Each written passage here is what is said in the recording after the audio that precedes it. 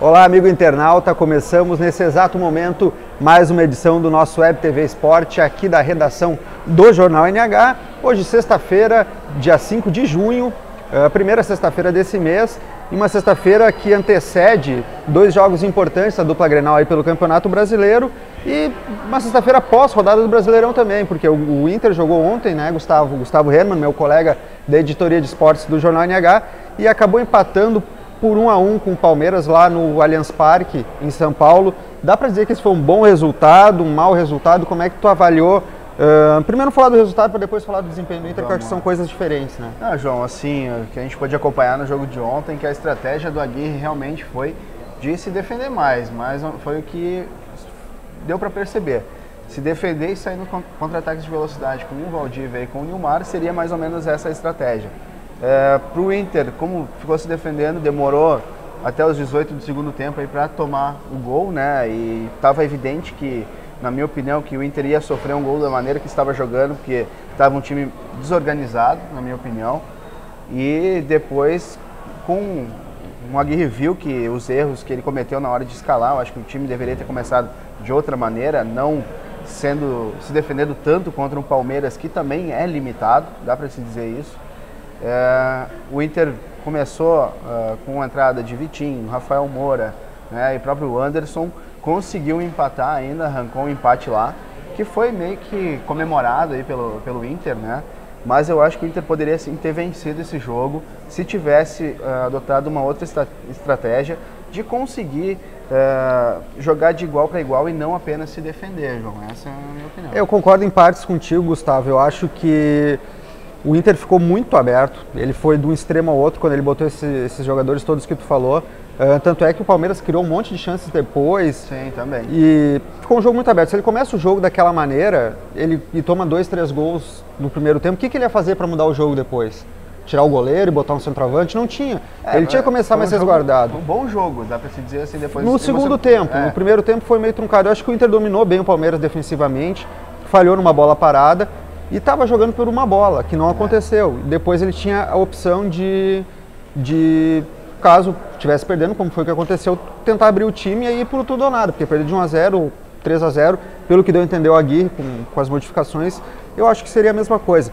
Não concordo totalmente com a escalação dele, eu acho que nós até conversávamos antes do início do programa, eu acho que eu não começaria com Nilton e Nico, apesar dos dois estarem invictos jogando junto nessa temporada. Eu começaria só com um volante mais posicionado na frente da área, o Anderson, que vinha fazendo bons jogos e precisa de ritmo de jogo, do lado deles. O resto do time, talvez o Alan Ruschel, não sei, porque ele faz bem aquela lateral, até para ajudar o Arthur, que era um menino que estreava ontem, isso, né? Ele estava um pouco nervoso também. Bastante, até normal, né? Não sei se daqui a pouco não era o jogo, se tivesse colocado o Anderson, como tu falou, já iniciado, quem sabe com o Anderson, ter colocado o Alan Ruschel fazendo a lateral esquerda e deixar o Arthur e deixar esse jogador aí. Era uma opção mais, também.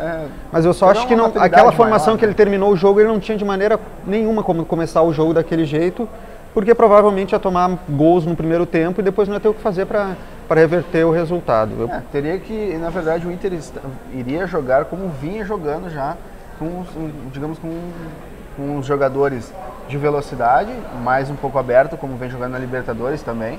Poderia fazer, quem sabe, essa função com o Anderson, com um volante já começar o jogo. Porque o Inter vem jogando dessa maneira e vem conseguindo bons resultados.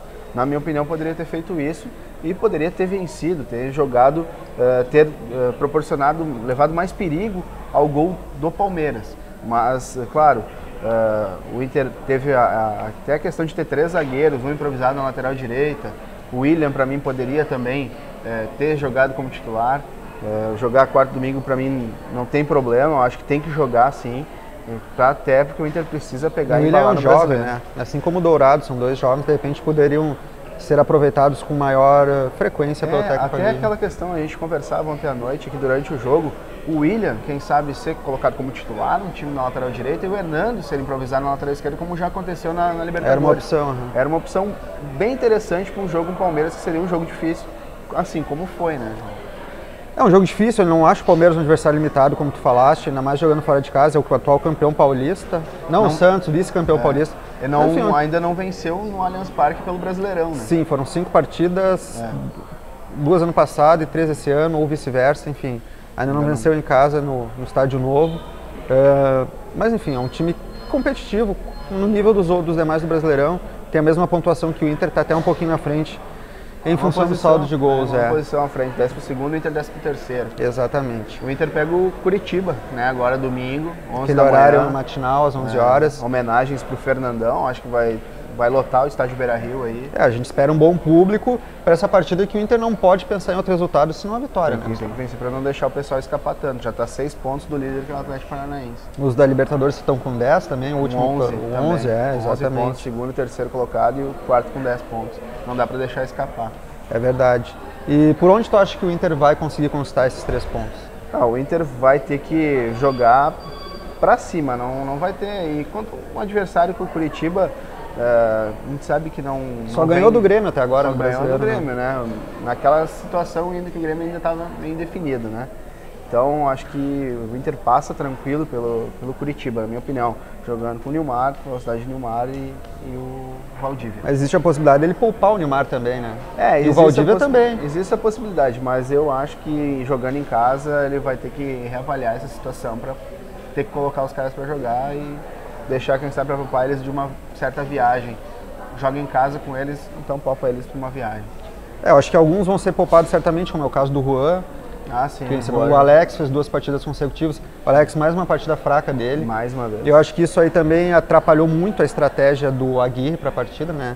Que era o homem que devia fazer aquela ligação pro Valdívia e pro Nilmar na velocidade e acabou não encontrando espaço, não tendo a qualidade para operar da maneira desejada pelo treinador. Bom, Gustavo, mas amanhã, antes do Inter ainda, jogar no domingo, amanhã o Grêmio, né, com um horário totalmente esdrúxulo, inédito, às 22 horas do sábado, o Grêmio pega o São Paulo, um jogo complicadíssimo para o time do Roger, que está no Morumbi, bem lembrado, para o time do Roger que está se firmando na competição, né? Um jogo vai ser muito difícil, aí o Grêmio não vai ter o Wallace, né? Hoje pela manhã também perdeu o Galhardo, lateral direito também, não vai estar disponível para... O Maicon parece que não viaja também, o Edinho vai, vai ser integrado. Mas o Roger até tinha comentado que o Edinho está descartado para jogar, né? O Maicon pode ser que apareça, talvez sim, talvez não, ainda está indefinido isso, que é um jogador que pertenceu ao São Paulo, mas pela lei ele pode atuar contra o São Paulo. Mas o São Paulo vai com o time completo, né, para cima do Grêmio, Michel Basso, Paulo Henrique Ganso, Alexandre Pato, Luiz Fabiano, muita qualidade. É um dos bons times aí do Brasileiro.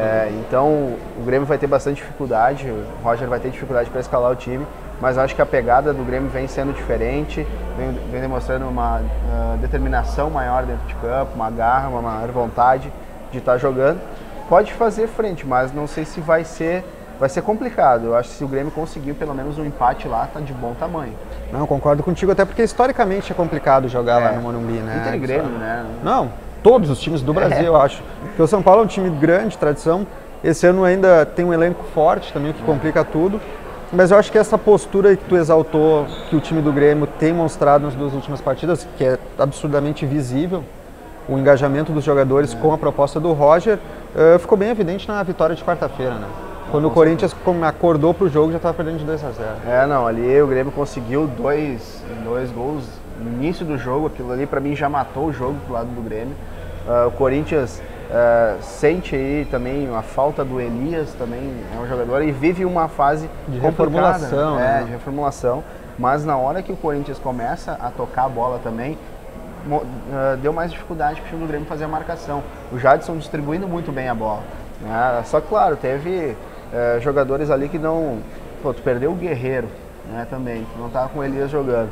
Tu tá com o Romero na frente e com o Mendonça. Tem o Wagner Love também no banco, que não está em boa fase. Péssima fase. Péssima fase. Fez um gol, acho que no começo do Corinthians até agora, acho que foi isso. E é um jogador aí que, para mim, poderia ter aparecido nesse jogo. O jogador que eu achei que, do Grêmio, que não foi tão bem nessa partida, foi o Mamute, acho que ficou um pouco abaixo do esperado, né? O Luan voltou a jogar um pouco melhor do que ele vinha apresentando, né? Eu acho que até por uma questão de posicionamento dele dentro de campo. E o Douglas talvez segue fora ainda para esse jogo contra o São Paulo. É uma dúvida. Mais uma dúvida aí do Grêmio. Então, acho que ainda o Grêmio conseguiu essa vitória, que era necessário fazer essa vitória dentro de casa, para poder buscar esse um ponto que eu falei aí contra o São Paulo, que vai ser importantíssimo aí para uma campanha. É claro, se vencer, melhor ainda, mas é muito difícil, né? Gustavo, eu acho que apesar das dificuldades todas que tu elencaste do Corinthians, acho que não dá para tirar muito mérito do Grêmio na vitória. Não, né? sem dúvida. Foi uma baita partida. Juliano jogando uma Exatamente, bola. depois o jogo até ficou um pouco aberto, as equipes perderam muitos gols de lado a lado, mas o Grêmio acabou sendo mais efetivo. Não dá para dizer que até é mais determinado, porque eu acredito que os jogadores do Corinthians também estavam buscando bastante a vitória. Sim. Acabou que o Grêmio foi mais efetivo, aproveitou as chances que teve, Claro, com certeza. especialmente nos primeiros minutos, e acabou garantindo os 3 pontos, que dá até mais uma tranquilidade para ir para São Paulo. Não vai no desespero de precisar de uma vitória lá no Morumbi. De repente, caso não vier o resultado positivo, o Grêmio ainda está com 8 pontos. Né? Tá se cogitando para essa partida aí, como tá sem os volantes titulares, né? Joga o Felipe Bastos. E o Marcelo Oliveira também sai da lateral esquerda, vem para o meio campo e se coloca o Júnior na lateral esquerda. Essa pode ser uma possibilidade aí de escalação do time do Grêmio também, João.